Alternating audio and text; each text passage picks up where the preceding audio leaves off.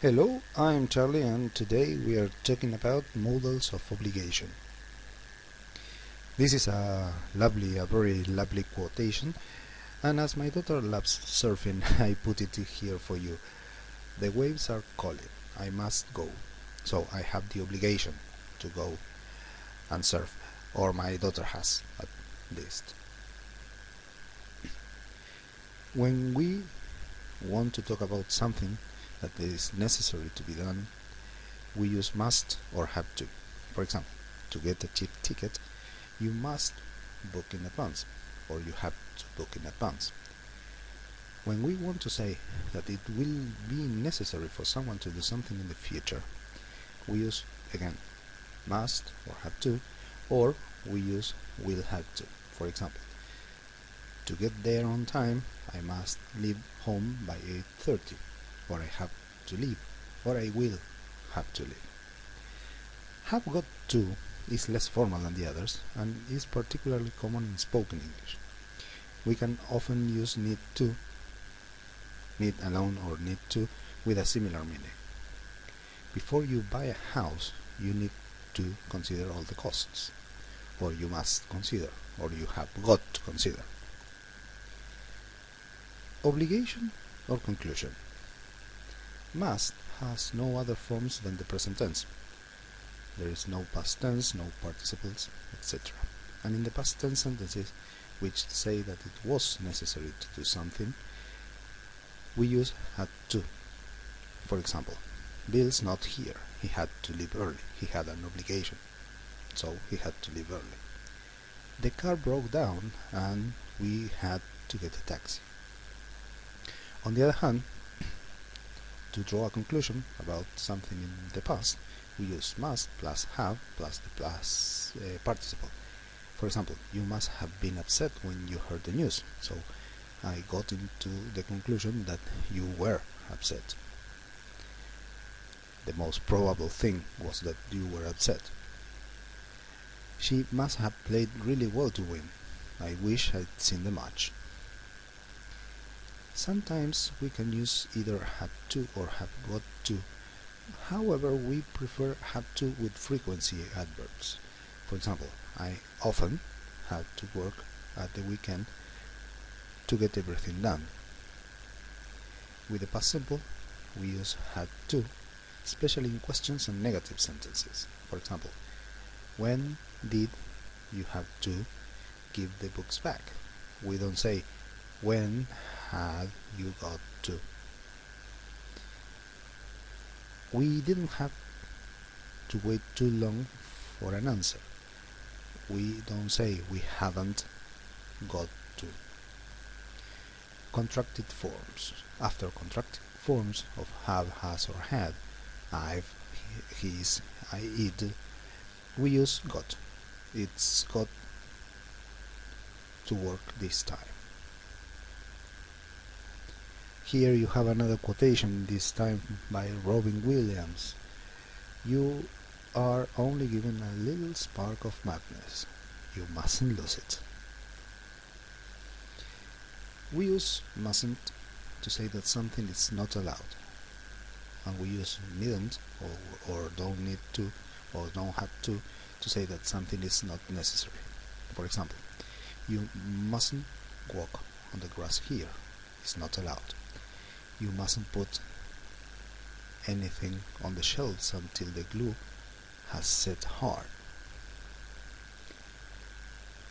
So you have to wait until that moment. They prove that watching a chess match needn't be boring. We needn't go into details now, but we seem to agree on the general principles. Need can be used as a modal verb before a bare infinitive, or as an ordinary verb.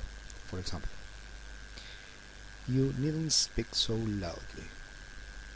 She needn't come with us if she doesn't want to. She's thirsty. She needs a drink. Jim and Bob are here. They say they need to see you urgently. When it is a modal verb, need is most commonly used in negative sentences. although it is sometimes also used in questions. Need you go home so soon?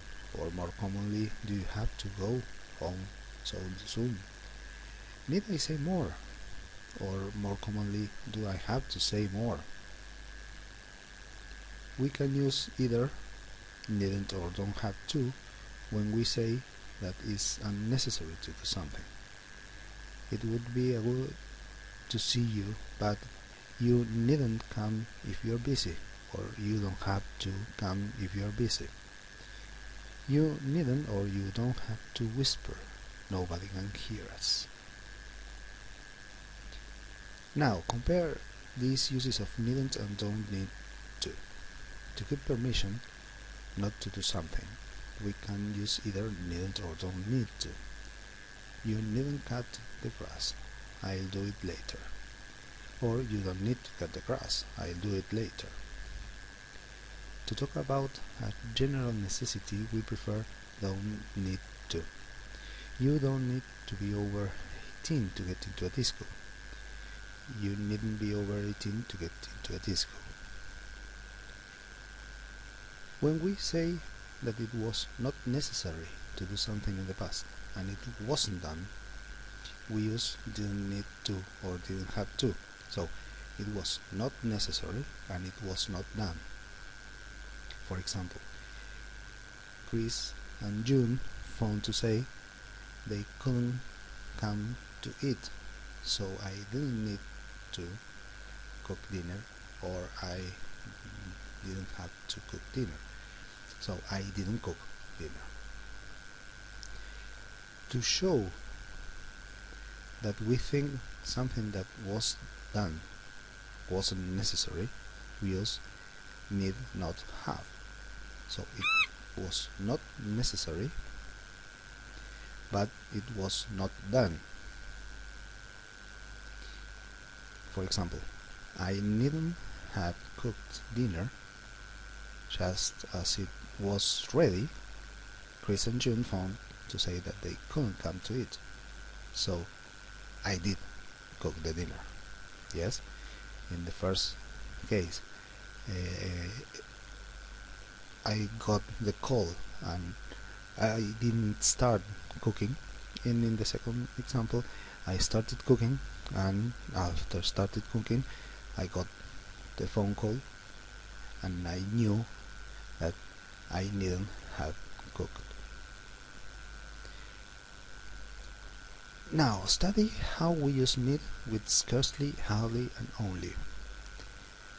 We need hardly point out that there is a water shortage at the moment, so it is almost unnecessary for us to point it out. I need scarcely add that we will miss you. So it is almost unnecessary for me to add that we will miss you.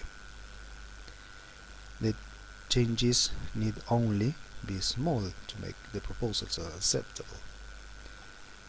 Hardly need to point out, scarcely need to add, and only need to be are also possible and less formal.